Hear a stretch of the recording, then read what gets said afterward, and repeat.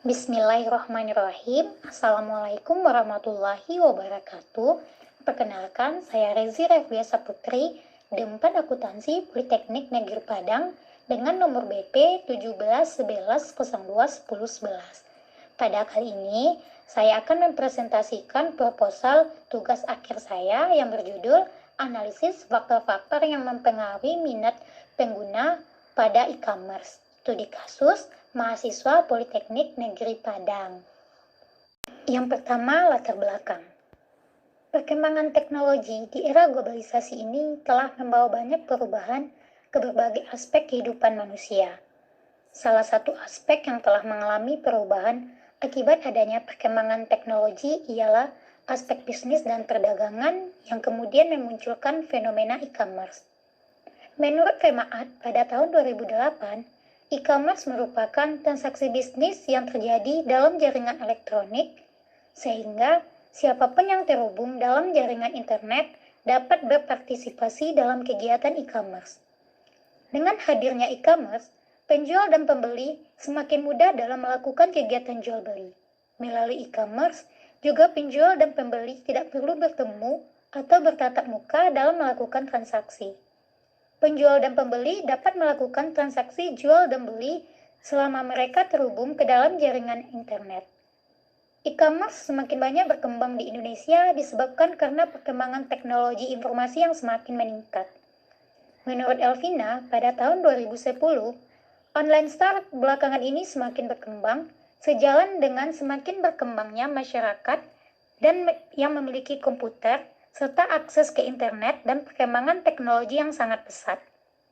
Dengan adanya perkembangan teknologi saat ini, memicu banyaknya produk konvensional yang dipasarkan melalui internet oleh para penjual produk.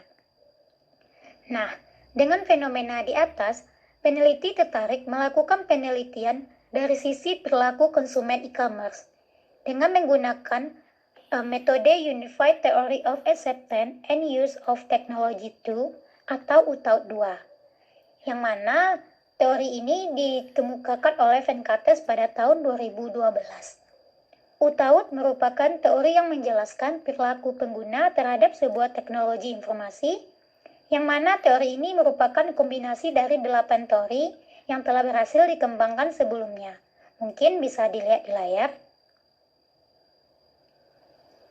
UTAUT 2 terdiri dari 8 konstruk, yang mana pada penelitian ini peneliti menggunakan metode atau model modifikasi dari UTAUT 2, yaitu menggunakan variabel ekspektasi kinerja, ekspektasi usaha, pengaruh sosial, kondisi pendukung, motivasi hedonis, serta kebiasaan, dan tidak menggunakan variabel nilai harga karena untuk mendapatkan aplikasi e-commerce tidak mengorbankan kos yang begitu berarti, karena bisa di-download secara gratis pada smartphone. Selanjutnya, berdasarkan latar belakang yang peneliti sampaikan, maka peneliti mengangkat judul penelitian Analisis Faktor-Faktor yang Mempengaruhi Minat Pengguna pada E-commerce, Studi Kasus Mahasiswa Politeknik Negeri Padang. Hal yang mendorong peneliti melakukan penelitian dengan judul ini ialah berdasarkan fenomena yang terjadi di lapangan, diketahui bahwa rata-rata mahasiswa Politeknik Negeri Padang membeli barang-barang secara online, seperti melalui Shopee, Lazada, JD.ID, dan lainnya. Hal lain yang mendorong peneliti melakukan penelitian pada mahasiswa Politeknik Negeri Padang ialah jumlah mahasiswa Politeknik Negeri Padang yang tergolong banyak dan termasuk pada usia produktif yang gemar menggunakan situs online mendorong mereka melakukan transaksi online melalui e-commerce. Berdasarkan latar belakang yang telah peneliti sampaikan tadi, maka rumusan masalah dari penelitian ini ialah apakah performance ekspektasi, effort ekspektasi, social influence, facilitating condition, hedonic motivation, dan habit berpengaruh terhadap minat pengguna e-commerce pada mahasiswa Politeknik Negeri Padang. Adapun tujuan dari penelitian ini ialah untuk menjawab rumusan masalah dari penelitian ini yang telah peneliti sebutkan tadi. Review. Di sini ada 9 penelitian terdahulu yang menjadi acuan di dalam penelitian peneliti. Adapun hasil dari penelitian terdahulu tersebut menunjukkan bahwa variabel ekspektasi kinerja, ekspektasi usaha, pengaruh sosial, kondisi pendukung, motivasi hedonis, serta kebiasaan berpengaruh positif terhadap minat pengguna konsumen.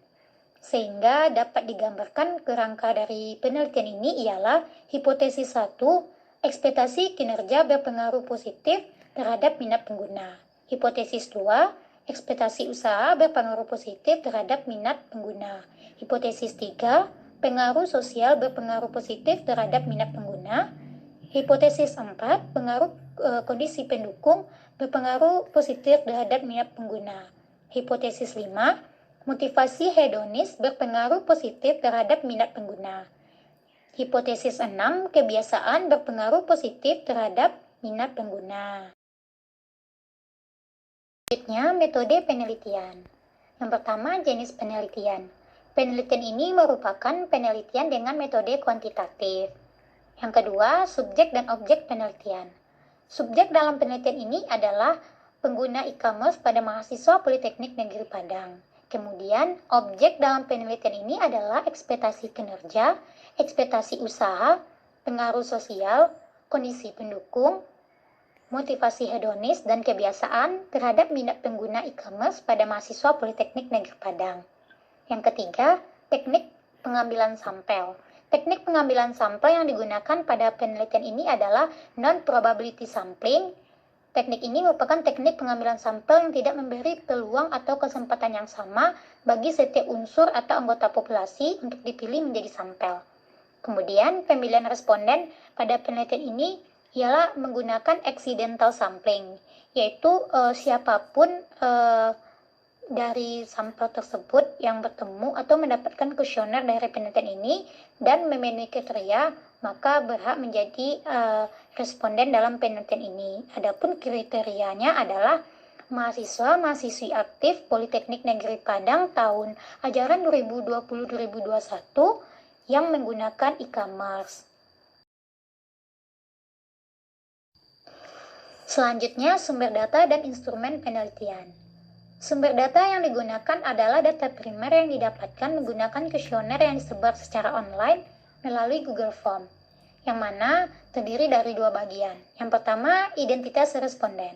Pada bagian ini, responden diminta untuk melengkapi identitas pribadi mereka, seperti nama, jenis kelamin, umur, dan pengeluaran responden untuk transaksi e-commerce setiap bulannya. Yang kedua itu terkait variabel, yaitu terkait pernyataan-pernyataan yang berhubungan dengan variabel yang terdiri dari 6 variabel independen dan 1 variabel dependen. Dalam penelitian ini, seluruh variabel diukur menggunakan skala Likert dengan skor 1-4 yang terdiri dari sangat setuju, setuju, tidak setuju, dan sangat tidak setuju. Selanjutnya, metode analisis data. Yang pertama itu statistik deskriptif, yaitu untuk melihat seberapa kuatnya hubungan antara variabel melalui analisis korelasi, melakukan prediksi dan analisis regresi, dan membuat perbandingan dengan perbandingan rata-rata data sampel. Yang kedua, uji validitas, yaitu untuk mengukur sah atau validnya suatu kuesioner. Apabila signifikan kurang dari 0,05, maka dinyatakan valid. Selanjutnya, uji reliabilitas, yaitu untuk mengetahui sejauh mana hasil pengukuran tetap konsisten apabila dilakukan pengukuran 2 kali atau lebih terhadap gejala yang sama dan menggunakan alat ukur yang sama. Jika koefisien alpha converge besar dari 0,07, maka dapat disimpulkan bahwa item pernyataan yang terdapat dalam kuesioner dinyatakan reliable. Selanjutnya itu uji asumsi klasik, yang terdiri dari 3 uji. Yang pertama, uji normalitas, yaitu apabila nilai signifikan pada variabel residual lebih besar dari taraf signifikan 0,05, maka data residual dianggap berdistribusi normal. Yang kedua, uji multikolonialitas, yaitu untuk menguji apakah model regenerasi ditemukan adanya korelasi antar variabel independen atau variabel bebas. Yang ketiga, uji heterokodisitas, yaitu bertujuan untuk menguji apakah dalam model regresi terjadi ketidaksamaan varians dari residual satu pengamatan ke pengamatan lainnya. Selanjutnya, analisis regresi berganda, yaitu model regresi berganda pada penelitian ini akan menjelaskan pengaruh performance export ekspektansi, social influence, facilitating condition, hedonic motivation, dan habit. Selanjutnya, hipotesis. Uji hipotesis ini terdiri dari 3 uji. Yang pertama, uji determinasi, yaitu untuk mengukur seberapa jauh kemampuan model dalam menjelaskan variasi variabel dependen. Nilai determinasi berkisar antara R besar dari 0 kurang dari 1. Yang kedua, uji signifikan simultan. Nah, uji F ini pada dasarnya menunjukkan apakah semua variabel independen yang dimasukkan dalam model mempunyai pengaruh secara bersama-sama terhadap variabel dependen, dan untuk menguji apakah regresi yang digunakan sudah tepat. Dan yang ketiga, uji signifikan parameter individual. Nah, uji T ini digunakan untuk mengetahui pengaruh variabel independen dan dependen. Demikianlah presentasi dari proposal tugas akhir saya. Kalau ada salah dan janggal, saya mohon maaf. Wabillahi taufiq wal hidayah. Wassalamualaikum warahmatullahi wabarakatuh. Terima kasih Pak. Terima kasih Bu.